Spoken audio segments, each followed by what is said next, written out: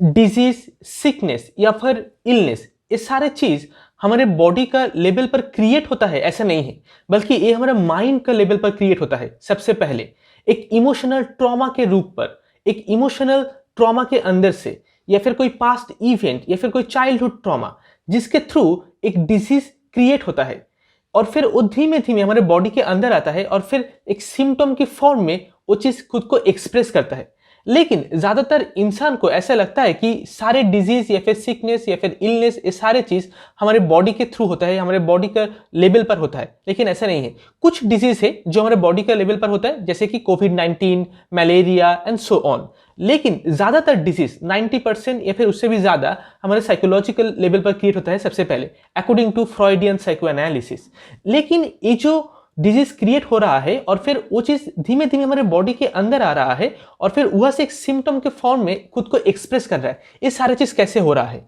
और अगर हम लोगों को इस डिजीज या फिर सिकनेस के बारे में पता नहीं है, इसका जो ओरिजिनेशन जहां से क्रिएट होता है या फिर जिस प्रोसेस के थ्रू क्रिएट होता है, अगर उसके बारे में हम लोगों को पता नहीं रहेगा तो हम लोग उस सिम्टम को कभी भी डील नहीं कर पाएंगे। और वो सिम्टम, वो जो फिजिकल लेवल पर जो as a form of disease जो सिम्टम एक्सप्रेस होता है, उससे कभी हम लोग डील नहीं कर पाएंगे और उस चीज को समझ नहीं पाएंगे। तो आज इस वीडियो पर हम लोग इसके बारे में जानने की कोशिश करेंगे कि डिजीज कैसे क्रिएट होता है साइकोलॉजिकल लेवल पर।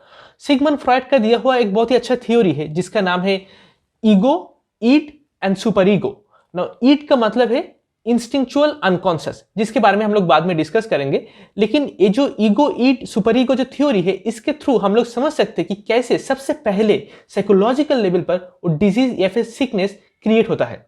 Hello friends, my name is Rudra Hamdan Vishwesh and I welcome you on Utopia Academy. सबसे पहले हम लोगों को इस चीज के बारे में जानना होगा कि जो ईगो, ईड और सुपर ईगो है, इसका मतलब क्या है। ना ईगो का मतलब यही है कि हमारा वर्किंग स्टेट, जिस माइंड के थ्रू या फिर माइंड के जिस पोर्शन के थ्रू हम लोग सारे दिन भर जो रोजमर्रा की जो काम है, जो डिसीजंस ले रहे हैं, किसी से बात कर रहे हैं, एक जगह से दूसरी जगह पर जा रहे हैं, ये सारे चीज जो कर रहे हैं, ये सारे चीज कौन कर रहा है? हमारे अंदर एक माइंड का एक छोटा सा पार्ट, जिसको हम लोग कह सकते हैं ईगो या फिर वर्किंग स्टेट। वर्किंग स्टेट पर जो सेल्फ या फिर जो part of the self function कर रहा है, जो ऑपरेट कर रहा है इस दुनिया के साथ में, या फिर कोई चॉइस कर रहा है, कोई डिसीजंस ले रहा है, वो क्या है? ईगो।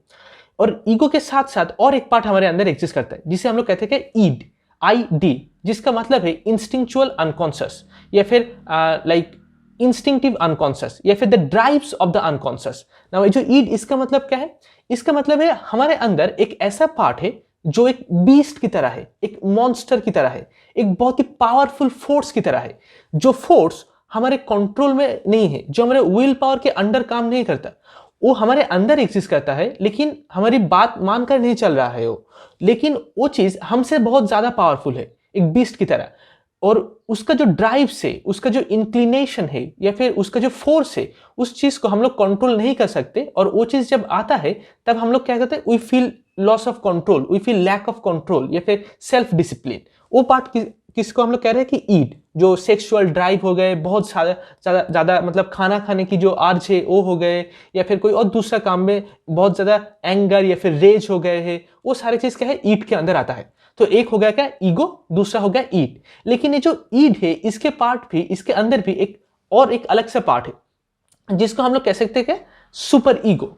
इस सुपर ईगो का मतलब क्या है ना? सुपर ईगो का मतलब इतना ही है कि जो बाहर की दुनिया से कनेक्टेड है, मतलब समझिए कि जो हम लोग आंखों से, मतलब चोख से जो देख रहे हैं, हाथ, मतलब अगर किसी चीज पर हम लोग मतलब टच कर रहे हैं या फिर हम लोग कोई चीज सुन रहे हैं, तो ये सारे चीज कहाँ पे जा रहे हैं? सुपर ईगो पर। और सुपर ईगो का काम क्या है? सुपर ईगो का काम क्या है? To obey the external world, मतलब बाहर की दुनिया की जो रूल्स है, जो रेगुलेशन है, किसी का हमसे कोई एक्सपेक्टेशन है, तो उस एक्सपेक्टेशन को फुलफिल करना वो किसका काम है? सुपर ईगो का काम है। क्योंकि super ego want to be verified and justified by the external world, मतलब जो बाहर की दुनिया है उससे सुपर ईगो खुद को वेरीफाई करना चाहते हैं। Super ego want to belong into the culture, into civilization, into the world. Super ego want to be lovable by the other people, मतलब दूसरे इंसान के सामने अगर हम लोग कुछ बदतमीजी करें या फिर कुछ अलग सा चीज करें जो वियर्ड है या फिर जो अच्छा नहीं है, तो वो सारे इंसान हम लोग को, they are not going to love us, they are not going to feel compassionate to us. तो वो सारे चीज मतलब जो ध्यान में रखता है वो कौन है? Super ego. Super ego want to be loved by the external world. तो 3 चीज हमारे अंदर हो गए, एक हो गया क्या? ईगो, फिर ईड और फिर सुपर ईगो। पॉइंट नंबर 2 है कि ईगो एंड द ट्रॉमा। इसका मतलब क्या है? मतलब ईगो के साथ ईड और सुपर ईगो, इन दोनों का एक रिलेशन है। वो रिलेशन ऐसा है कि ईगो का काम जो है कि जो ईड है, ईड का जो इंस्टिंक्ट है, ईड का जो हंगर है, इस चीज को सेटिस्फाई करना, और दूसरी तरफ जो सुपर ईगो है, इसका जो हंगर है, इस ये जो चीज डिमांड कर रहा है उसको सेटिस्फाई करना। जो सुपर ईगो और जो ईड, इन दोनों के बीच में जो रिलेशन है वो उसके बीच में रहता है क्या? ईगो। ईगो का बेसिक जो टास्क है वो है कि ये तीनों चीज को एक साथ एक बैलेंस पर रखना, कि बल्कि जो सुपर ईगो और जो ईड है, दोनों के बीच का जो रिलेशन है वो जो ब्रेक ना हो जाए, वो चीज मतलब ब्रेक हो जाएंगे तो उस चीज को हम लोग कहेंगे क्या? ट्रॉमा। और वो जो ट्रॉमा है, उस वही ट्रॉमा से धीमे धीमे एक डिजीज क्रिएट होता है, और वो ट्रॉमा ग्रेजुअली अनकॉन्शियस में चला जाता है जब ये चीज ब्रेक हो जाता है। मतलब जब ईगो कैपेबल नहीं हो रहा है कि जो ईड है और जो सुपर ईगो है दोनों को सेटिस्फाई करने के लिए, जब वो ब्रेक हो रहा है, मतलब ईड कुछ और चाह रहा है, सुपर ईगो कुछ और मांग रहा है, तो जिस ब्रेक हो रहा है, तो जो ब्रेक का जो इवेंट है, वो जो ट्रॉमा है, वो बहुत ही पेनफुल एक्सपीरियंस है। जो ईगो जब कोलैप्स हो जा रहा है, ईगो जब एग्जिस्ट नहीं कर रहा है, मतलब ईगो जब ब्रेक हो रहा है, तो उसी चीज वो चीज धीमे धीमे अनकॉन्शियस में चला जाता है, और हम लोग उसके बारे में बाद में धीमे धीमे भूल जाते हैं। लेकिन अनकॉन्शियस में चले जाने के बाद भी वो चीज वैनिश नहीं हो जाता, फिर वहां से एक सिम्टम की फॉर्म में हमारे बॉडी के डिफरेंट पार्ट्स के थ्रू वो चीज खुद को एक्सप्रेस करने की कोशिश करता है। कोई इंसान बहुत ज्यादा बातें करता है, या फिर कोई इंसान बहुत सेम चीज को रिपीट कर रहा है, या फिर कोई इंसान बहुत हद से ज्यादा एंग्जाइटी पर रहता है ऑलवेज हर चीज को लेकर। ये सारी चीज क्यों हो रहा है? क्योंकि उसका पास्ट में कोई ट्रॉमा है, जो ट्रॉमा के बारे में वो भूल चुके हैं या फिर उसको याद नहीं है, और वो ट्रॉमा अनकॉन्शियस में जाकर अभी एक बहुत छोटा छोटा सिम्टम के फॉर्म में फिजिकल लेवल पर वो चीज एक्सप्रेस कर रहा है खुद को।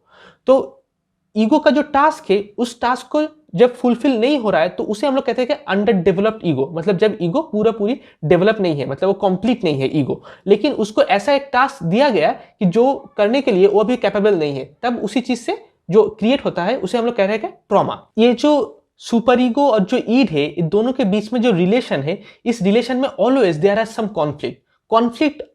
Conflicts are unavoidable in between super ego and id. मतलब ये दोनों के बीच का जो रिलेशन है उसमें कॉन्फ्लिक्ट को हम लोग अवॉइड नहीं कर सकते। दुनिया कुछ और मांगती है हमसे, और हमारा जो ईड है इसका डिजायर कुछ और ही होता है। लेकिन वो जो कॉन्फ्लिक्ट है, उस कॉन्फ्लिक्ट रहेगा, इसका मतलब ही वहां से डिजीज क्रिएट होगा, ऐसा नहीं है। जब उस कॉन्फ्लिक्ट को ईगो ट्रैकल नहीं कर पा रहा है, तब जाके डिजीज क्रिएट होता है, तब जाके ट्रॉमा क्रिएट होता है।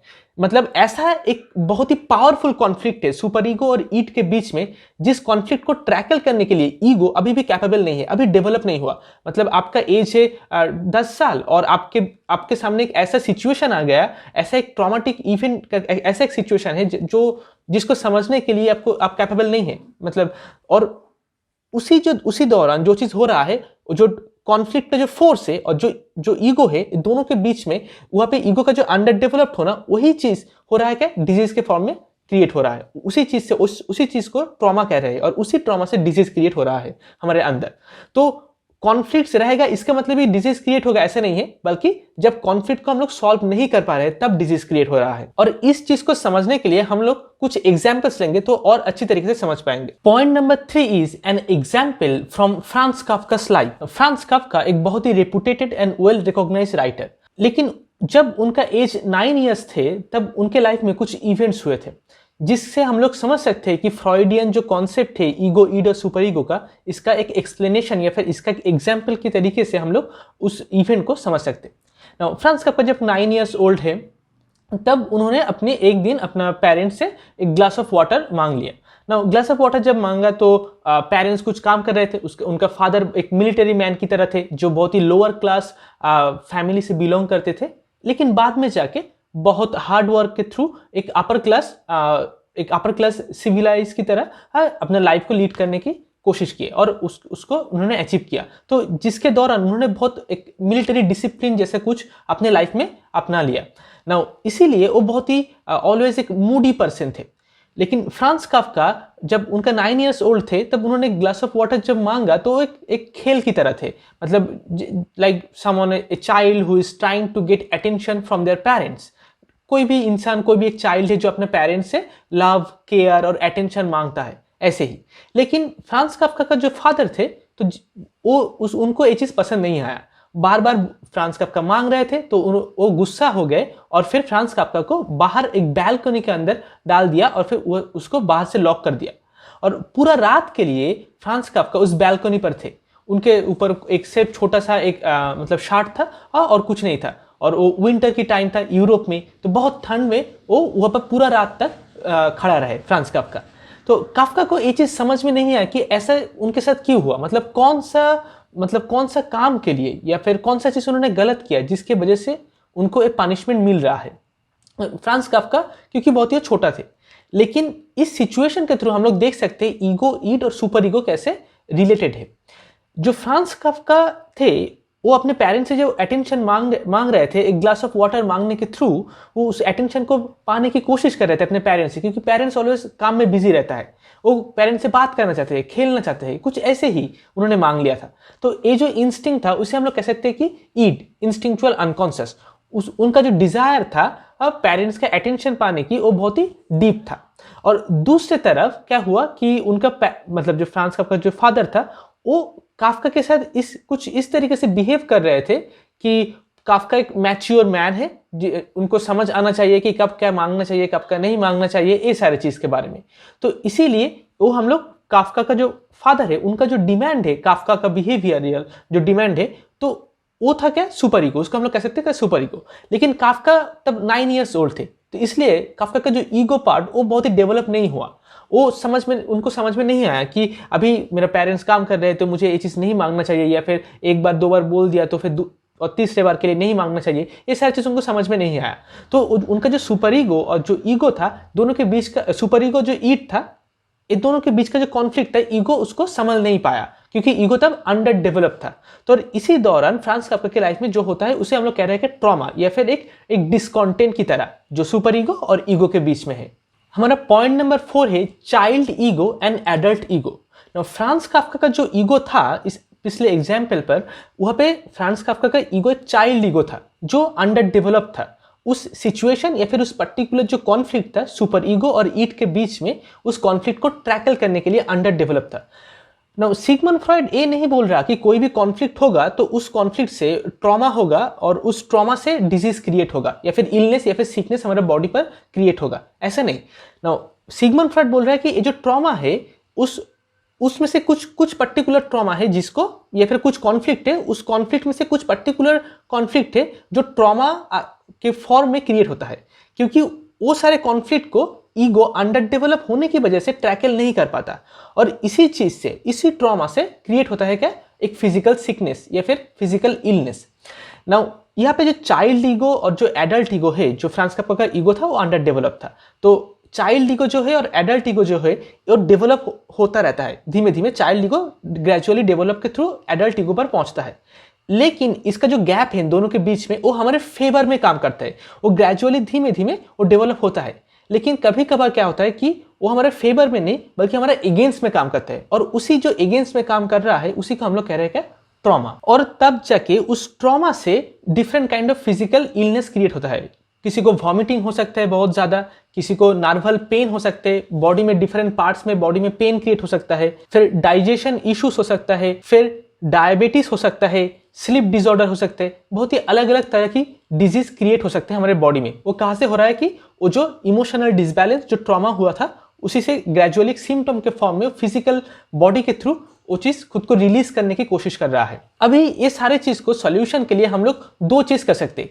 जो उस ट्रॉमा से क्रिएट हुआ जो डिजीज या फिर जो सिकनेस है उसको सॉल्व करने के लिए हम लोग दो चीज़ कर सकते हैं। नंबर 1 क्या है कि हम लोग जो ईगो उसको डेवलप कर सकते हैं, डेवलपिंग द ईगो। और नंबर 2 जो है वो क्या है, एनालिसिस द अनकॉन्शियस। मतलब अनकॉन्शियस में ऑलरेडी जो ट्रॉमाटिक इवेंट क्रिएट हो चुका है उसको हम लोग क्या सॉल्व कर सकते हैं, या फिर उसको एनालिसिस के थ्रू हम लोग उस चीज़ को डिसॉल्व कर सकते हैं। क्योंकि ऑलरेडी अनकॉन्शियस माइंड पर जो सारे ट्रॉमास है जो ऑलरेडी बचपन में हो चुका है या फिर उसके बाद में जो पास्ट लाइफ में जो हो चुका है, वो सारे ट्रॉमास ऑलरेडी हमारे अंदर सिकनेस या फिर डिजीज क्रिएट कर रहा है, छोटा छोटा सिम्टम्स ऑलरेडी क्रिएट कर रहा है।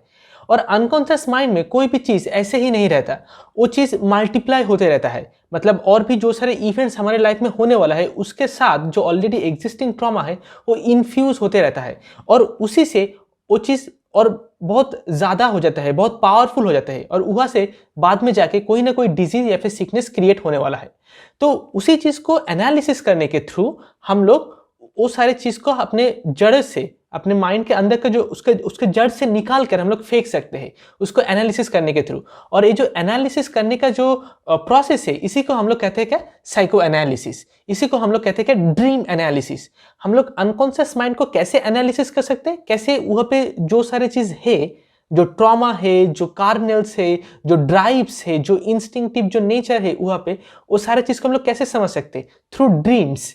मतलब जब हम लोग सोने जाते हैं रात को, तो ड्रीम्स के, तो नींद के अंदर बहुत सारे ड्रीम्स आते हैं। वो सारे ड्रीम्स के थ्रू अनकॉन्शियस माइंड खुद को एक्सप्रेस करने की कोशिश कर रहा है, और उस ड्रीम को अगर हम लोग इंटरप्रेट कर सके, उसको एनालिसिस कर सके, तो वहाँ से हम लोग अनकॉन्शियस माइंड तक पहुँच पाएंगे जो ट्रॉमा वहाँ पे ऑलरेडी एग्जिस्ट कर रहा है। तो इस दो तरीके से, एक तो क्या है कि डेवलपिंग द ईगो फॉर्म को डेवलप करके ऐसे डेवलप करना होगा कि जबकि वो जो ईड है और जो सुपर ईगो है, दोनों के बीच का जो रिलेशन है उसको सस्टेन कर पाए। और दूसरा क्या है, वो बहुत ज़्यादा इंपॉर्टेंट है, बहुत ज़्यादा महत्वपूर्ण है, वो यही कि अनकॉन्शियस माइंड के अंदर जाके उस सारे चीज़ को एनालिसिस करना, सारी चीज़ को समझना। क्योंकि अगर हम लोग इस सारे ट्रॉमा को एड्रेस ना करें, अगर इसको एनालिसिस ना करें, तो जितना भी हम लोग डॉक्टर के पास जाए, जो भी दवाई ले ले, वो सारे चीज़ क्योर नहीं होने वाला है। क्योंकि वहाँ से डिजीज क्रिएट हो रहा है, वहाँ से जो सिकनेस या फिर इलनेस वो क्रिएट हो रहा है, और हम लोग बॉडी के लेवल पर उसका जो सिम्टम है उसके ऊपर जितना भी हम लोग मेडिसिन देके उसे सप्रेस करने की कोशिश करें, वो सॉल्व नहीं होने वाला है। तो हम लोगों को अनकॉन्शियस माइंड में जाके खुद को एनालिसिस करना ही होगा, खुद का जो बॉडी है, खुद का जो माइंड है, उसको सेफ एंड बहुत ही अच्छा तरीके से रखने के लिए। बॉडी के लेवल पर डिजीज या फिर इलनेस क्रिएट होने से पहले साइकोलॉजिकल या फिर माइंड के लेवल पर वो क्रिएट होता है। लेकिन यहाँ पे जो साइकोलॉजिकल लेवल पर जो डिजीज या फिर इलनेस क्रिएट हो रहा है, उसके अंदर दो अलग अलग तरह की डिजीज है, दो अलग अलग टाइप में वो क्रिएट हो सकता है। एक जिसे हम लोग कहते हैं न्यूरोसिस, और दूसरा जिसे हम लोग कहते हैं क्या, साइकोसिस। लेकिन ये न्यूरोसिस और साइकोसिस है क्या, यही हमारा पॉइंट नंबर 5 है। नाउ जो ईगो है, कभी कभार ईगो क्या करता है कि ईड से फ्रेंडशिप कर लेता है। मतलब ईड जो मांग रहा है या फिर जो बोल रहा है, ईगो उसी को सपोर्ट करता है, और जो सुपर ईगो बोल रहा है उसके अगेंस्ट में चला जाता है। ठीक है, इसी को हम लोग कहते हैं क्या, साइकोसिस। और दूसरी तरफ कभी कभार क्या होता है कि सुपर ईगो जो बोल रहा है, ईगो उसके साथ फ्रेंडशिप कर लेता है, उसके साथ मतलब उसको सपोर्ट करता है, और जो ईड जो बोल रहा है उसके अगेंस्ट में चला जाता है, ईड के अगेंस्ट में, मतलब जो अनकॉन्शियस डिजायर है हमारे उसके अगेंस्ट में जाता है। इसे हम लोग कहते हैं कि न्यूरोसिस। एक एग्जाम्पल के थ्रू समझते हैं। कभी अगर हो सकता है कि आप रोड पर चल रहे हो, फिर कोई एक अच्छा सा मतलब कोई एक फ्रेंड दिख गया, या फिर किसी इंसान को दिख गया जो बहुत ही सिडेक्टिव है, हो सकता है आप चल रहे हो, या फिर कोई एक लड़की को दिख गया, तो वहाँ पे आपको एक सेक्सुअल आर्ट या फिर सेक्सुअल डिजायर आ चुका है।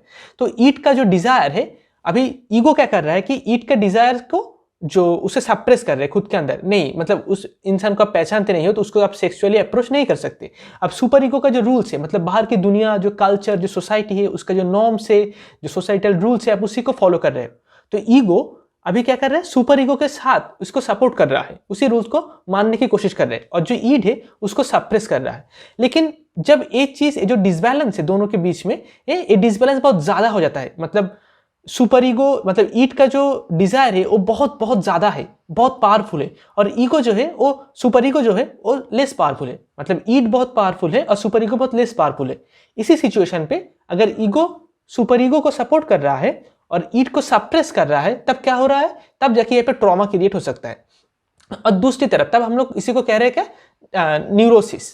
और दूसरी तरफ साइकोसिस का मतलब क्या है, मतलब यही कि जब सुपर ईगो, जो ईड है और जो ईगो है, दोनों साथ में मिल रहा है, और जो बाहर की दुनिया है उसको हम लोग, मतलब जो सुपर ईगो है जो सारे बाहर की दुनिया या फिर रूल्स रेगुलेशन को मानने की कोशिश करते हैं, उसको हम लोग मतलब हटा रहे हैं इधर से, और इसी चीज को हम लोग मतलब मेंटेन करने की कोशिश कर रहे हैं। जो भी हमारा डिजायर है, जो भी हमारा हंगर है, उसको हम लोग सेटिस्फाई करने की कोशिश कर रहे हैं। तो इसे हम लोग कह रहे हैं साइकोसिस।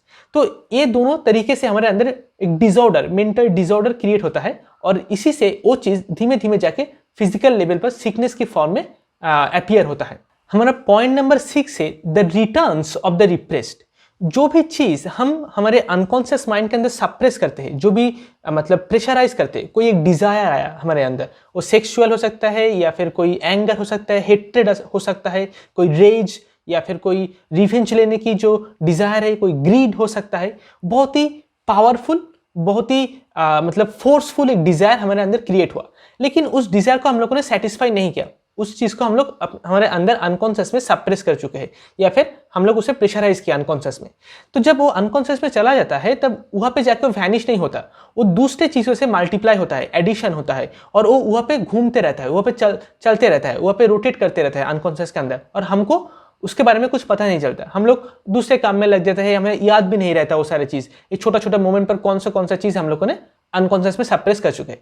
जो भी चीज़ हम लोग पूरे दिन भर करते हैं, जो अभी मैं बातें कर रहा हूँ, जो भी चीज़ हो रहा है, सारे चीज़ अनकॉन्शियस में जाते हैं, लेकिन अनकॉन्शियस में सारे चीज़ जाने के बावजूद वो सारे चीज़ कुछ नॉर्मल चीज़ या फिर कोई ऑर्डिनरी चीज़ भी जा रहा है, लेकिन उसके साथ साथ जो ट्रॉमाटिक चीज़ है वो भी जा रहा है। और वो जो ट्रॉमाटिक चीज़ है, जो भी चीज़ मैं सप्रेस कर रहा हूँ, जो भी सेक्सुअल डिज़ायर से, जो भी इंस्टिंक्ट है मैं सप्रेस कर रहा हूँ, वो वहाँ पे जाके मल्टीप्लाई होने के बाद, एडिशन होने के बाद, जब वही चीज़ दोबारा से ईट के थ्रू रिटर्न होने वाला है ईगो के पास में, वही चीज़ दोबारा से वापस आने वाला है ईगो के पास। मतलब वो चीज़ एक एक्सप्रेशन ढूंढ रहा है अनकॉन्शियस के अंदर में, खुद को एक्सप्रेस करने की कोशिश कर रहा है, ईगो से खुद को वेरीफाई करवाने की कोशिश कर रहा है, लेकिन ईगो तो उसको सप्रेस कर चुका है अनकॉन्शियस में, तो उसको वेरीफाई नहीं किया, उसको प्रेशराइज किया। अब वो चीज़ मल्टीप्लाई होने के बाद जब वापस आएगा, तब वो अकेले वापस नहीं आएगा, उसके साथ साथ और भी ऐसा जो भी चीज़ है अनकॉन्शियस में, वो सारे मिलकर एक और भी ज़्यादा पावरफुल फोर्स में वापस आएगा। और इसी चीज़ को हम लोग कह रहे हैं कि not the return of the repressed, मतलब जो भी चीज़ हम लोगों ने रिप्रेस कर चुके हैं उसका रिटर्न होने वाला है, ऐसे नहीं, बल्कि रिटर्न्स ऑफ द रिप्रेस्ड, मतलब बहुत सारा चीज़ का एक साथ में रिटर्न होने वाला है। और उसी दौरान वी फील अनकंफर्टेबल, हम उसी चीज़ को कहते हैं कि एंग्जाइटी या फिर स्ट्रेस। वो सारी चीज़ हमारे माइंड के अंदर एक बहुत ही प्रेशर या फिर अनकंफर्ट फीलिंग्स क्रिएट करता है, और उसी चीज़ को हम लोग को लाइफ में जितने भी आगे जाते हैं वो रिटर्न्स ऑफ द रिप्रेस और ज़्यादा इंक्रीज होते रहता है, और वहाँ से जाके हम लोग बहुत ज़्यादा एंग्जाइटी हमारा इंक्रीज करता है, और वहाँ से जाके और ज़्यादा डिजीज क्रिएट होता है, ईगो में एक शेक या फिर एक डिसबैलेंस क्रिएट होता है। तो इसीलिए जो भी ट्रॉमा ऑलरेडी है उसको एनालिसिस करना, उसको समझना, उसको इंटरप्रेट करना बहुत ही इंपॉर्टेंट है, क्योंकि उसी के थ्रू हम लोग जो भी चीज़ रिटर्न आने वाला है उसको हम लोग डिजॉल्व कर सकते हैं और उससे हम लोग फ्री हो सकते हैं। जो भी रिप्रेस इंस्टिंक्ट हमारा अनकॉन्शियस में है, जो भी ट्रॉमा हमारा अनकॉन्शियस में है, ये सारे चीज़ ट्रांसफरेंस के थ्रू हमारे लाइफ में वापस आता है। लेकिन ये ट्रांसफरेंस है क्या? यही हमारा पॉइंट नंबर 7 है, ट्रांसफरेंस। नाउ ट्रांसफरेंस मतलब है रीडायरेक्टिंग वंस ओन फीलिंग, मतलब यही कि हमारे अंदर कोई एक फीलिंग से, कोई एक एक्सपीरियंस से, कोई एक कैथारसिस से, मतलब कोई एक मेंटल एनर्जी कोई एक ऑब्जेक्ट के ऊपर फोकस्ड है, और वो चीज़ खुद को उसी फॉर्म में कॉन्शियस माइंड में नहीं ला सकता, इसीलिए कोई दूसरे फॉर्म के थ्रू कॉन्शियस माइंड के सामने अपीयर हो रहा है। एक एग्जाम्पल के थ्रू समझते हैं। समझिए कि आपने कोई एक ऑफिस ज्वाइन किया, तो वहाँ पे आपका ऑफिस का बॉस है, तो बॉस के साथ आपको 2-3 बार ही मुलाकात हुआ या फिर 1-2 बार आपने बात किया, लेकिन उनका एटीट्यूड, उनका बिहेवियरल पैटर्न देखकर आपको ऐसा लगता है कि ये आपका फादर के साथ कुछ मिलता जुलता है। मतलब बचपन में आपके फादर जैसे थे, आपके ऊपर जैसे बिहेव करते थे, जैसे आपको टॉर्चर करते थे या फिर पनिशमेंट देता था, या फिर जैसे आपको प्यार करते थे, आपको इस बॉस को ऑफिस में देखकर कुछ उसी चीज़ का याद आ रहा है।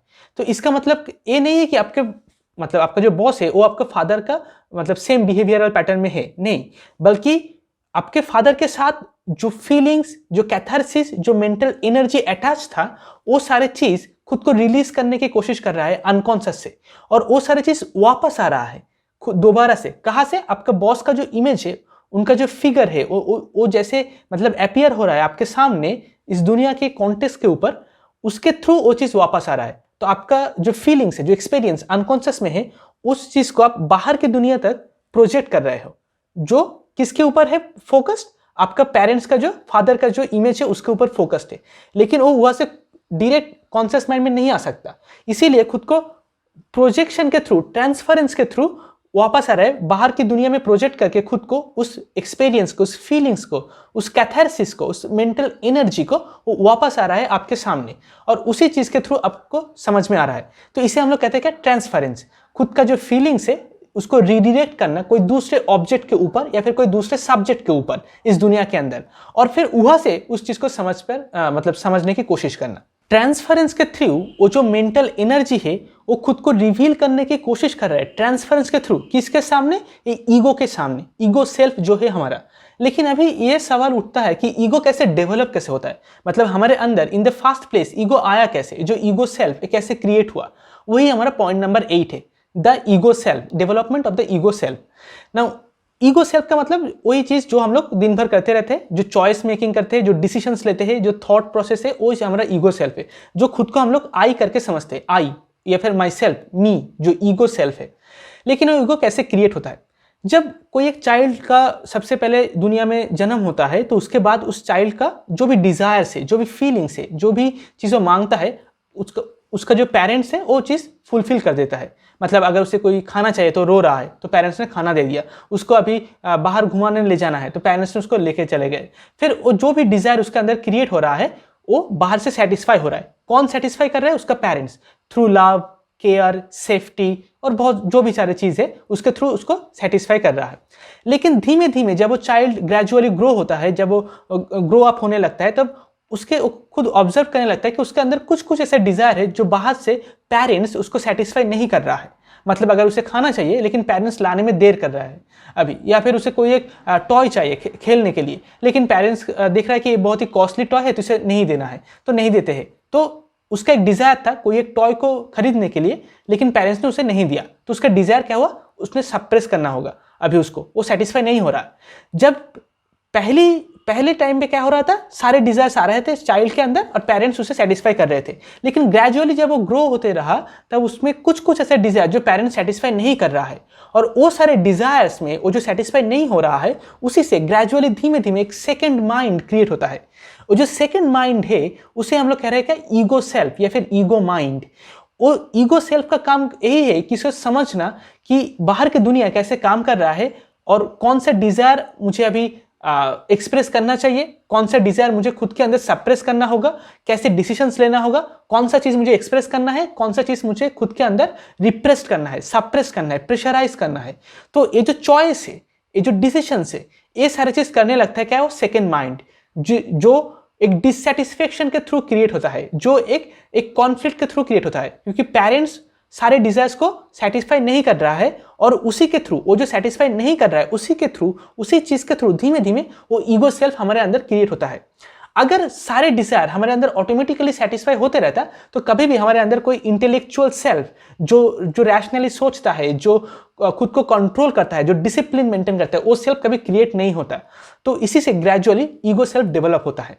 अब ये ईगो सेल्फ का जो डेवलपमेंट है, इसके साथ साथ हमारे बचपन में और एक चीज क्रिएट होता है जिसे हम लोग कहते हैं कि लूप, और उसी लूप का हमारे लाइफ भर उसको रिपीट करते रहते हैं। और इसी चीज को हम लोग समझेंगे पॉइंट नंबर 9 पर, the loop and the repetition. बचपन में क्या होता है कि जब एक चाइल्ड ग्रेजुअली ग्रो होता है तो उसे लगता है कि उसके पेरेंट्स उसे बहुत प्यार करता है, लेकिन उसे धीमे धीमे ये चीज समझ में आता है कि उसका पेरेंट्स उसे प्यार तो करता है बहुत ज्यादा, लेकिन पूरा प्यार नहीं करता। मतलब उस प्यार के अंदर किसी एक जगह पर छोटा सा एक एरर है, छोटा सा एक मिस्टेक है। मतलब वो चाइल्ड जो है वो ऐसा फील करता है कि he or she is not the sole object of love for his or her parents. मतलब हम लोग एक सोल ऑब्जेक्ट ऑफ लव, जिससे प्यार करने के बाद और किसी दूसरे चीज को प्यार करने की जरूरत ही नहीं होगा, इतना प्यार हम लोग उस चाइल्ड को नहीं करते। ये चीज वो चाइल्ड बचपन में एक्सपीरियंस कर लेता है अपने पेरेंट्स की तरफ। क्योंकि चाइल्ड ये चीज ऑब्जर्व कर सकता है कि उसके अलावा उसका जो पेरेंट्स है, उसका फादर और मदर, दोनों का एक अलग रियलिटी है, एक अलग दुनिया है, एक अलग वर्ल्ड है, जहां पर वो चाइल्ड अलाउ नहीं है। उसका जो एडल्ट लाइफ है, उस एडल्ट लाइफ के अंदर चाइल्ड एग्जिस्ट नहीं कर सकता, उसके बाहर एग्जिस्ट करता है। मतलब उनका जो पेरेंट्स है, जो चाइल्ड के जो पेरेंट्स है, उन लोगों के अंदर कुछ ऐसा डिजायर है जो डिजायर वो चाइल्ड सेटिस्फाई नहीं कर सकता, जिसके वजह से चाइल्ड एक सोल ऑब्जेक्ट ऑफ लव नहीं है। और इसी के लिए वो चाइल्ड उस जो रियलिटी है, जो एडल्ट वर्ल्ड है, उसके अंदर अलाउ नहीं है, और वो डिजायर फुलफिल करने के लिए पेरेंट्स एक दूसरे को भी प्यार करता है। और इसी चीज से चाइल्ड खुद के अंदर एक love and hate relationship develop करता है अपने पेरेंट्स की तरफ। मतलब खुद का जो पेरेंट्स है उसके तरफ प्यार तो करता है, लेकिन उस प्यार के अंदर छोटा सा एक खमती या फिर छोटा सा एक एरर रह जाता है, और उसके थ्रू एक हेट्रेड भी क्रिएट होता है अपने पेरेंट्स की तरफ। ग्रेजुअली वो जब जितना ग्रो अप होता है अपने लाइफ में, ये जो लव एंड हेट रिलेशनशिप है एक कुछ एट्रीब्यूट्स के अंदर डिवाइडेड रहता है। मतलब पेरेंट्स का कुछ क्वालिटी से जिसके तरफ वो प्यार करता है, और कुछ अलग क्वालिटी से जिसके तरफ वो हेट करता है, जिसे वो पसंद नहीं करता। और ये जो दोनों अलग अलग सेट ऑफ एट्रीब्यूट्स है, इसके अंदर एक लूप क्रिएट होता है। और जब वो चाइल्ड ग्रो अप होता है, जब वो एडल्ट बन जाता है, तब उसी लूप को वो दोबारा से रिक्रिएट करता है अपने लाइफ के अंदर। मतलब वो ऐसा फ्रेंड्स को सिलेक्ट करता है अपने लाइफ के अंदर जो कि वो सेम टाइप में, सेम फॉर्म में उसको टॉर्चर करेगा, जैसे पेरेंट्स ने बचपन में उसको टॉर्चर किया था, या फिर कोई डिजायर को सेटिस्फाई नहीं किया था, या फिर जैसे उसका पनिशमेंट दिया था, ये सारी चीज। और सेम फॉर्म में उसे लव करेगा जैसे उसका पेरेंट्स ने उसके लव किया था। तो उसी चीज को, उसी लूप को दोबारा से रिक्रिएट करने की कोशिश करता है अपने लाइफ में, क्योंकि उस प्यार को तो पाना चाहता है, लेकिन वो जो हेट्रेड है उसको रिमूव करना चाहता है। लेकिन वो हेट्रेड और वो जो प्यार, दोनों के बीच में जो लूप, एक एसोसिएशन ऑलरेडी क्रिएट हो चुका है, और उसी चीज को रिपीट करते हैं पूरा लाइफ भर।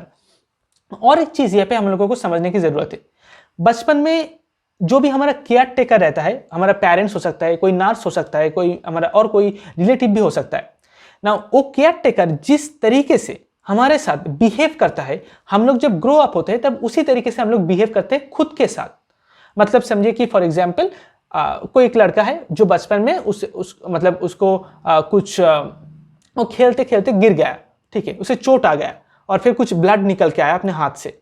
तो अगर वो जो केयर टेकर है, जो पेरेंट्स है, अगर उसी चीज को देखकर शॉक हो जाए और कहते हैं कि इस लड़के का तो कुछ नहीं होगा, हमेशा खेलते खेलते गिरता रहता है, या फिर और 2 थप्पड़ लगा दिया, ठीक है, तो जब वो चाइल्ड जब ग्रो अप हो जाएगा, तब अगर किसी काम करते करते अगर वो फेलियर हो गया, या फिर उसमें मतलब कोई एक एरर आ गया, कोई मिस्टेक हो गया, तो वो खुद को खुद यही बोलेगा कि मुझसे तो कुछ नहीं होगा, मैं तो हमेशा गलती करता रहता हूँ, और खुद को थप्पड़ लगा देगा। ऐसा ही फीलिंग्स उसके अंदर क्रिएट होता जाएगा। अगर बचपन में कोई जो केयर टेकर है, अगर पेशेंस के साथ, अगर प्यार के साथ उसी चीज को डील करे, जब वो चाइल्ड ग्रो अप हो जाएगा, तब अगर वो कोई गिर गया या फिर कोई डिजीज हो गया, बुखार हो गया, तो खुद को भी खुद से प्यार और पेशेंस के थ्रू खुद को ट्रीट करेगा, खुद के अंदर वो चीज क्रिएट करेगा। तो कुछ इंसान ऐसा होता है कि जो ग्रो अप हो जाने के बाद बहुत जल्दी गुस्सा हो जाता है, या फिर बहुत जल्दी इम्पेशेंट हो जाता है, या फिर वो सारी चीज क्यों हो रहा है, क्योंकि उसका चाइल्डहुड में वो लूप ऑलरेडी क्रिएट हो चुका है। हम लोग क्या करते हैं चाइल्डहुड में, जब बहुत ही बचपन में रहते हैं, हम लोग दुनिया से सैंपल कलेक्ट करते हैं। जो हमारा केयर टेकर है, जो हमारा पेरेंट्स है, या फिर कोई नर्स या फिर कोई रिलेटिव जिस तरीके से हमारे साथ बिहेव करता है, उसी को हम लोग एक सैंपल की तरह लेते हैं हमारे माइंड के अंदर, और उसका एक इम्प्रिंट, एक प्रिंट हम लोग क्रिएट करते हैं माइंड के अंदर। और जब ग्रो अप हो जाता है तो सिमिलर इवेंट जब होता है, उस सैंपल के थ्रू हम लोग उसी चीज को दोबारा रिक्रिएट करते हैं खुद के तरफ खुद का डायरेक्शन के थ्रू, ठीक है। हम लोग सोचते हैं कि हमारा लक जो फिक्स्ड है, हमारा फ्यूचर फिक्स्ड है, लेकिन ऐसा नहीं है। एक्चुअल में क्या होता है कि जो लूप है, जो चाइल्डहुड लूप हम लोगों ने क्रिएट कर चुके हैं, उसी चीज को हम लोग दोबारा से रिपीट कर रहे हैं बार बार। इसीलिए हम लोग सेम सिचुएशन पर या फिर सेम इवेंट पर कुछ साल बाद दोबारा से वापस आ जाते हैं, और लगता है कि हम लोग लाइफ में ग्रो नहीं कर रहे हैं। ये इसलिए नहीं कि कुछ लक की वजह से या फिर कुछ बैड लक की वजह से नहीं, बल्कि एक अनकॉन्शियस लूप क्रिएट हो चुका है, और जिसी लूप के थ्रू हम लोग बार बार फंक्शन कर रहे हैं या फिर इस दुनिया में ऑपरेट कर रहे हैं, और उसी को ब्रेक करना होगा साइको एनालिसिस के थ्रू, या फिर हम लोग ड्रीम एनालिसिस या फिर ड्रीम इंटरप्रिटेशन के थ्रू हम लोग कुछ चीज को ब्रेक कर सकते हैं, जिसके बारे में मैं कोई दूसरे एक वीडियो पर मतलब उसके बारे में डिस्कस करूंगा। लेकिन साइको एनालिसिस और एक फंडामेंटल चीज के बारे में हम लोगों को बताता है। सिर्फ चाइल्डहुड लूप को हम लोग रिक्रिएट करते हैं अपने लाइफ में, ऐसा ही नहीं, बल्कि पूरा सिविलाइजेशन का जो हिस्ट्री है उसको भी हम लोग हमारे लाइफ के अंदर रिपीट करते हैं। वो कैसे, इसी को हम लोग जानेंगे पॉइंट नंबर 10 पर, रिपीटेशन ऑफ ह्यूमन हिस्ट्री। इसका मतलब क्या होता है? मतलब एक चाइल्ड जब जन्म होता है उसके बाद से धीमे धीमे एडल्ट होता है, लेकिन वो इन्फेंसी से फिर चाइल्डहुड, फिर टीनेजहुड, फिर उसके बाद एडल्टहुड पर आता है। लेकिन ये जो एडल्टहुड तक आता है, उससे पहले तक वो क्या करता है, अपने माइंड के अंदर, अनकॉन्शियस माइंड के अंदर, बहुत ही डीपर लेवल पर अपने माइंड के पूरा जो सिविलाइजेशन है उसका हिस्ट्री को रिपीट करता है। मतलब बहुत साल पहले, मतलब 70,000 ईयर्स पहले हम लोग मतलब एक जंगल पर रहते थे और वहाँ पे हंटर गैदरर्स थे, और फिर उसके बाद 12,000 ईयर्स पहले कुछ एग्रीकल्चरल रेवोल्यूशन हुआ। उसके बाद धीमे धीमे सोसाइटी डेवलप होने लगा, फिर वहाँ से हिस्ट्री क्रिएट होने लगा, फिर डिफरेंट काइंड्स ऑफ किंग्स और फिर रिलीजियस मीथ्स एंड रिलीजियस स्टोरीज आने लगा। तो ये जो सारे चीज़ है, ये सारे चीज़ को, ये हिस्टोरिकल जो डिफरेंट डिफरेंट पीरियड्स है, उसको एक चाइल्ड अपना माइंड का अनकॉन्शियस के अंदर रिपीट करते रहता है। सबसे पहला हिस्टोरिकल इवेंट, उसके बाद दूसरा वाला, फिर उसके बाद तीसरा वाला, ऐसे करते करते वो रिपीट करते करते एडल्टहुड तक पहुंचते पहुंचते पूरा हिस्ट्री को रिपीट करते हुए अभी का जो दुनिया है, इस दुनिया तक पहुंच जाता है, अभी का दुनिया को समझने के लायक बन जाता है। और इसीलिए हम लोग देख सकते हैं कभी कभार ऐसा हो सकता है कि children they believe in ghost, they believe in fairy tale stories, angels and different kinds of creature. इसलिए नहीं कि उनको सच में ऐसे बिलीव है, लेकिन इसीलिए क्योंकि हिस्टोरिकल पीरियड पर किसी दूसरे एरा में, सिविलाइजेशन में ऐसा बिलीफ था, सारे इंसान ऐसे चीज बिलीव करते थे, और उस पीरियड में को वो रिपीट कर रहा है अपने माइंड के अंदर। इसीलिए उसको ऐसा लग रहा है कि जस्ट कि ऐसे घोस्ट होते हैं या फिर एंजल्स होते हैं, एटसेट्रा एटसेट्रा। हमारे माइंड को समझने के लिए कोई एक स्ट्रक्चर नहीं था, और फ्रॉइड इसीलिए ये जो रिपीटेशन ऑफ हिस्ट्री है, जो चाइल्डहुड लूप है, जो ईगो ईड है, सुपर ईगो है, इस सारे कॉन्सेप्ट के थ्रू हमारे माइंड का एक स्ट्रक्चर क्रिएट करने की कोशिश कर रहा है। और इसी दौरान उन्होंने सिंगल हैंडेडली एक नया सब्जेक्ट को क्रिएट किया, जिसे आज हम लोग कहते हैं क्या, साइको एनालिसिस। इस साइको एनालिसिस का काम क्या है कि माइंड को समझना, मेंटल रियलिटी को समझना। ना फ्रॉइड के पहले ऐसा नहीं था, मतलब जब कोई इंसान बात करता था तो सबको लगता था कि वो माइंड के बारे में जानता है। जैसे अगर कोई साइंस के बारे में बात हो रहा है तो सारे इंसान उसके बारे में जवाब नहीं देता, जिन्होंने साइंस का स्टडी किया है सिर्फ वही इंसान उसका आंसर देता है। लेकिन माइंड के बारे में ऐसा नहीं है, सब लोगों को लगता है कि वो उसे पता है अपने माइंड के अंदर क्या है, मतलब माइंड कैसे काम करता है, कैसे बिहेव करता है, उसका स्ट्रक्चर क्या है, सब कुछ पता है उसे। लेकिन ऐसा नहीं है।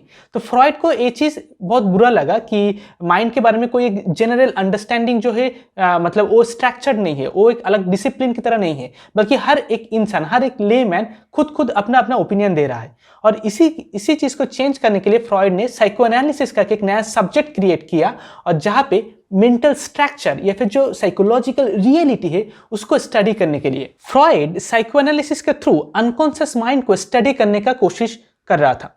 मतलब फ्रॉइड ने देखा कि अनकॉन्शियस माइंड के अंदर जो सारे स्कार्स है, जो कार्नेल्स है, जो ट्रॉमा है, इसको अगर हम लोग समझ सके, इसको अगर हम लोग इंटरप्रेट कर सके, इसको अगर हम लोग सिंबलाइज कर सके, तो हम लोग खुद को बहुत सेफ रख सकेंगे, या फिर खुद को बहुत डिजीज से बहुत दूर रख पाएंगे। और ये सारी चीज करने के लिए फ्रॉइड ने फ्री एसोसिएशन, ड्रीम इंटरप्रिटेशन, ये सारे अलग अलग टेक्निक का डिस्कवर किया, और मेंटल जो रियलिटी है उसका एक अलग स्ट्रक्चर देने की कोशिश किया। जैसे ईड जो है, ईगो, सुपर ईगो और ईड, तो ईड क्या है, एक अनकॉन्शियस से निकला हुआ एक फोर्स की तरह है, जिसको समझने के थ्रू हम लोग अनकॉन्शियस को समझ सकते हैं। जो नींद के अंदर जो हम लोग ड्रीम्स देखते हैं, तो ड्रीम्स को इंटरप्रेट करने के थ्रू हम लोग अनकॉन्शियस को समझ सकते हैं, जिसके अंदर ट्रॉमा, कार्नियल स्कार्स, ये सारी चीज है। और इसी के लिए साइकोएनालिसिस जैसे सब्जेक्ट को फ्रॉइड ने क्रिएट किया। और साइकोएनालिसिस बाकी सारे जो साइकोलॉजी है, जो लिंग्विस्टिक साइकोलॉजी है, न्यूरो साइकोलॉजी है, इनसे बहुत बहुत डिफरेंट है। लेकिन क्यों डिफरेंट है वो इस वीडियो में मैं डिस्कस नहीं करूंगा, किसी दूसरे वीडियो पर मैं उसके बारे में बात करूंगा। क्यों साइकोएनालिसिस बहुत ज्यादा स्पेशल है, क्योंकि ये बहुत ही एक फिलोसॉफिकल लेवल पर, बहुत ही एक डीपर और एग्जिस्टेंशियल लेवल पर हम लोगों को हेल्प करने की कोशिश करता है। तो इसीलिए साइकोएनालिसिस बहुत ज्यादा इंपॉर्टेंट है। लेकिन साइकोएनालिसिस का एप्लीकेशन सिर्फ हमारा अनकॉन्शियस माइंड का जो स्कार से, कार्नेल से, उसे सॉल्व करने के लिए, उसे डिसॉल्व करने के लिए है ऐसा नहीं है। इसका बहुत ही अलग अलग डिफरेंट फील्ड में हम लोग साइकोएनालिसिस को अप्लाई कर सकते हैं। साइकोएनालिसिस पहली बार मेडिकल साइंस से उभर कर आया था, मेडिकल साइंस को हेल्प करने के लिए, सपोर्ट करने के लिए, दूसरे इंसान का जो डिजीज है, सिकनेस है, इलनेस है, उसे सॉल्व करने के लिए, क्योर करने के लिए। लेकिन फ्रॉइड ने इसको बाद में जब एक पूरा अलग सब्जेक्ट मैटर की तरह डेवलप किया, तब हम लोगों को फ्रॉइड ने ये चीज़ बार बार बोला है कि हम लोग इस चीज़ को डिफरेंट डिसिप्लिन में इन्वेस्ट कर सकते हैं, जिसे डिफरेंट डिसिप्लिन में इसको अप्लाई कर सकते हैं, जो हमारा पॉइंट नंबर 12 है, एप्लीकेशन ऑफ साइकोएनालिसिस। साइकोएनालिसिस को सिर्फ मेडिकल साइंस की तरह अप्लाई करना, मेडिकल साइंस के साथ साथ पैरेलली मूव करते रहेगा, ऐसा नहीं है। बल्कि हम लोग साइकोएनालिसिस के थ्रू पेरेंटिंग को समझ सकते हैं, मतलब पेरेंटिंग पर हम लोग साइकोएनालिसिस को अप्लाई कर सकते हैं। कैसे चिल्ड्रन को मतलब उसे टेक केयर करना है, कैसे उसको ग्रो अप करवाना है, ये सारी चीज़। उसके बाद साइकोएनालिसिस के थ्रू हम लोग religious, cosmology, art, political aetiology, social science, evolutionary theory, ये सारे फील्ड पर हम लोग साइकोएनालिसिस को अप्लाई कर सकते हैं। एवोल्यूशनरी फील्ड मतलब जो एवोल्यूशनरी जो थ्योरी से चार्ल्स डार्विन का, उसके ऊपर भी हम लोग साइकोएनालिसिस अप्लाई करके समझ सकते हैं। या फिर कॉस्मोलॉजी, जो यूनिवर्स का जो नेचर है, माइंड और मैटर, ये दोनों के बीच का जो रिलेशन है, इसके ऊपर हम लोग साइकोएनालिसिस अप्लाई कर सकते हैं। फिर पॉलिटिकल इडियोलॉजी या फिर सोशल वैल्यूज, सोशल थ्योरी के ऊपर, या फिर जेंडर रिलेशन, सोसाइटी में मेल और फीमेल का जो रिलेशन है वो कैसा है और क्यों ऐसा है, उसका हिस्ट्री क्या है, उसके अंदर उसका जो साइकोलॉजिकल एस्पेक्ट क्या है, इसके ऊपर भी हम लोग साइकोएनालिटिक थ्योरी को अप्लाई कर सकते हैं।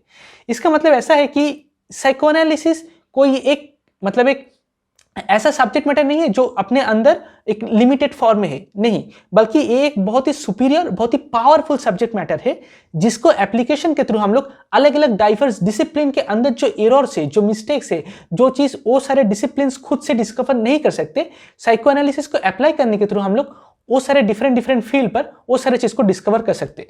जैसे अगर कोई डॉक्टर है तो वो जब मेडिकल साइंस में कुछ स्टडी कर रहा है या फिर कोई भी रिसर्च कर रहा है, तो उस फील्ड के अंदर कुछ एरर हो सकता है, लेकिन उसके अलावा भी उसके माइंड के अंदर, उसके साइकोलॉजिकल लेवल पर उस डॉक्टर को या फिर वो जो ग्रुप ऑफ पीपल है जो उस पर्टिकुलर टॉपिक पर रिसर्च कर रहे हैं, उनका साइकोलॉजिकल लेवल पर कुछ बायसेस या फिर कुछ ट्रॉमा या फिर कुछ हिस्टोरिकल कुछ इवेंट उसके अंदर रह सकता है। तो वो सारे चीज को वो लोग सॉल्व नहीं कर पाएंगे, क्योंकि वो लोग सिर्फ सब्जेक्ट मैटर पर फोकस करेंगे, सब्जेक्ट मैटर के अंदर जो मिस्टेक्स है उसके ऊपर फोकस करेंगे। साइकोलॉजी, साइकोएनालिसिस अप्लाई करने के थ्रू हम लोग उन लोगों का साइकोलॉजिकल जो एस्पेक्ट है उससे और शार्प बना सकते हैं, और वो लोग और ज्यादा इंटेलिजेंटली उस काम को कर पाएंगे, और जो जिस वजह से उस काम के अंदर, उस रिसर्च के अंदर एरर्स और मिस्टेक्स बहुत कम होगा। ऐसे ही साइकोएनालिसिस को हम लोग कह सकते हैं कि एक मेटा सब्जेक्ट की तरह, जो कि बहुत सारे अलग अलग सब्जेक्ट को हेल्प करता है या फिर बहुत अलग अलग सब्जेक्ट के ऊपर खुद का जो इंप्रेशन क्रिएट कर सकता है। और इस दुनिया में 3 ग्रेट साइकोएनालिसिस अभी तक जन्म हुए हैं। सबसे पहला जो है उसे हम लोग कहते हैं सिगमंड फ्रॉइड, जो सिंगल हैंडेडली साइकोएनालिसिस को क्रिएट किया था इस सब्जेक्ट को। और दूसरा है जो कार्ल गुस्ताव जंग, एक स्विस साइकोएनालिसिस, जो फ्रॉइड के साथ पहले था लेकिन बाद में जाके फ्रॉइड से अलग हो चुके हैं और एक अलग मतलब एक साइकोलॉजिकल थ्योरी उन्होंने क्रिएट किया, जिसे अभी हम लोग कहते हैं क्या, एनालिटिकल साइकोलॉजी। और इसके बाद जो आया, जो बहुत कंट्रोवर्शियल और फ्रॉइड के बाद और बहुत ही पावरफुल एक साइकोएनालिसिस्ट है जिसका नाम है जैक लैकान। इस यूट्यूब चैनल पर हम लोग फ्रॉइड, जंग और लैकान, इस सारे साइकोएनालिसिस्ट के बारे में हम लोग डिस्कस करेंगे, उनका सारे थ्योरीज के बारे में। सबसे पहले हम लोग फ्रॉइड को कवर अप करेंगे, उसके बाद हम लोग जंग और लैकान पर जाएंगे। फ्रॉइड का अलग अलग जो थ्योरीज है, जैसे repression, theory of the unconscious, Oedipus complex, penis envy, ये सारे जो अलग अलग थ्योरीज है, इसके बारे में हम लोग अलग अलग वीडियोस पर बहुत ही डिटेल में डिस्कस करेंगे, जो कोई भी इंसान खुद का माइंड को समझ सके, खुद का चाइल्डहुड को समझ सके, खुद के फ्यूचर को सेफ रख सके और दुनिया में बहुत अच्छी तरीके से ऑपरेट कर सके। अगर ये वीडियो आपका अच्छा लगा तो हमारे चैनल को सब्सक्राइब करना मत भूलना। I hope you have enjoyed this video and don't forget to leave a comment below if you are watching till now. I hope I will see you next time. This is all for this time. Thank you so much. Bye.